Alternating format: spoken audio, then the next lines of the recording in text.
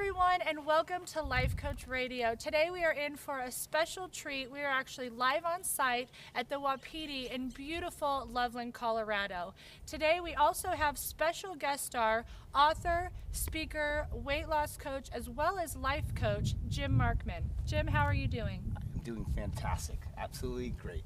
I have to tell you, and for all of you listening and watching right now, we are so excited for this opportunity. We always take the chance to look at what can we do to take things to the next level, and here we are again on site. Let's get out of the studio, let's break free of what people normally do, and let's actually bring people with us on our crazy awesome adventures. So that's exactly what we're doing today. So Jim, I would love for those of you out there who haven't had the opportunity to hear some of his incredible stories, the ways that his life has changed, that's what he's going to bring to us today. So I would just love for you to share that with everyone now. What are some of the things that have happened? Well, a lot of things have happened. It started 5 years ago when I decided that my life was going so well that I wanted to retire. I'd actually hurt my foot, and I was laid up for 6 months recovering from that. And I had a large company, I was a plumber, had 10 trucks and 10 employees. Everything was going so well that this year for our Christmas party, my birthday was a week before Christmas, I decided I'm turning 50, I want to have a celebration, so I invited all my friends in to have a retirement party, a 50th birthday party, and my Christmas party all lined up in a row. Everything went fantastic. 160 people came. We had a live DJ. We had tequila girls coming around. Everything was great. All my friends flew in from out of town. Everything went perfect, except for the fact that I didn't retire. I went bankrupt. So that part was not good, but everyone's looking forward to my next retirement party, but now I know I'm never going to retire. Well, you know, it's amazing. I mean, hearing this, you and all of us at times in our lives, it's like I'm on top of the world. I'm there. I have 160 of my best friends coming. Things are going great. And how many of you can identify with the fact that all of a sudden something happens, right? I mean, even hearing this, like you're going, wow, this great story. And then it's like, oh, bankruptcy. Like you could just like feel your heart like shift and go down. But the amazing thing is that's not the end of the story. And just for those of you listening, you're obviously out there on a positive beat, on a positive note. So if you've experienced this or you're going through it right now, you're exactly where you're supposed to be and listening in, because his journey is incredible, and all of us have these times, and it's just about what you do when things happen. So what did you do? Well, I've learned since that exactly what you said. When you have a crisis, you actually should pop the champagne because you absolutely know what you didn't want. But it took me 3 or 4 years to just live in what I didn't want, to figure out what I wanted. So I actually have to let go of all my employees, and I still owed my employees money. And I had all this equipment. I was filing bankruptcy. I couldn't even go through with the bankruptcy because I couldn't afford the bankruptcy.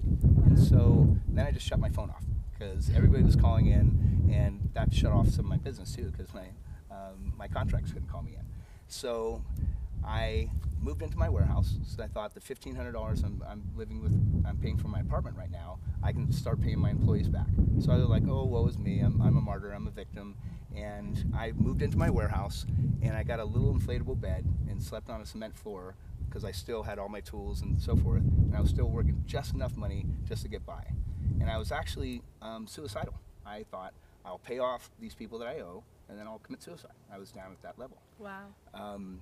But then a friend of mine called me up and said, I want to go out to Clear Lake, the Delta for a weekend. So I went out there, and one of my friends, Rob McClay, we had fallen out of friendship because he saw me on this, tailspin that I was going on. And he said that he gotten involved in the Success Club. And he gave me some CDs, and I started listening to them, and they virtually did change my life.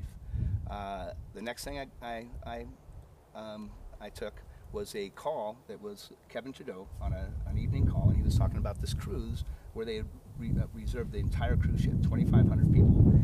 And he said if you join the Success Club, whatever you pay in for the membership will be paid back to you 1 week after the cruise. So I'm thinking, I get a $5,000 cruise, I get my membership dues back, and I have the greatest time of my life.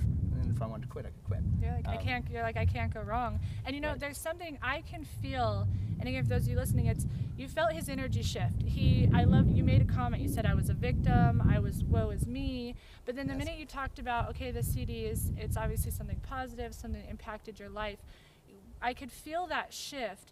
What allowed you, I mean, your first step from getting out of feeling sorry for yourself and feeling a victim and on the road to where you could even attract that in your life? I mean, you had to have made some kind of shift to even allow it. What was that? Well, on the CDs, the CD series is called Your Wish is Your Command. And it's a lot of it comes from The Secret. Most of the people have seen The Secret. They're probably watching this video or listening to it on the radio. And in The Secret, they talk about the law of attraction.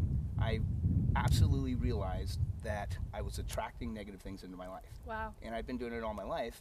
And I had also attracted a lot of great things in my life, but right now, since I was thinking of the lack of everything I had, especially since I was thinking of the lack of a bed, the lack of a roof, the lack of girlfriend, lack of everything I had, Wow. I was just dwelling on that.